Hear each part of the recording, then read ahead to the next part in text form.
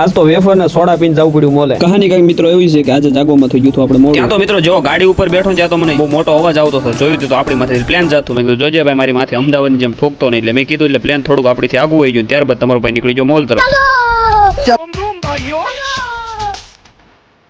Life में कुछ अच्छा करो यार.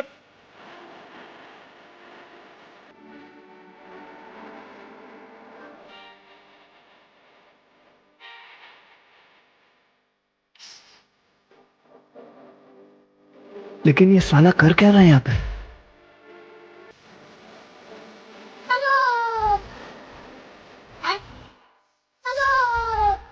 इसको मार देंगे. यार ये भीख मंगिया क्या देख रहा है? 9 કલાકની નોકરી પૂરી થઈ ગઈ એટલે હું ને ગૌતમ નીકળી ગયા જમવા માટે. પહોંચી ગયા હોટલ આવી ગઈ પાવભાજી ને પુલાવ ને. આ બેને કહું છું મારી સામું શું જોવો છો, જમવાનું સ્ટાર્ટ કરી નાખ્યો. જમી કરીને પછી પહોંચી ગયા આપણે રૂમે. તો મળીએ નવા દિવસ સાથે, નવો લોક સાથે. ત્યાં સુધી રામે રામ ડાયરા ને બાય બાય.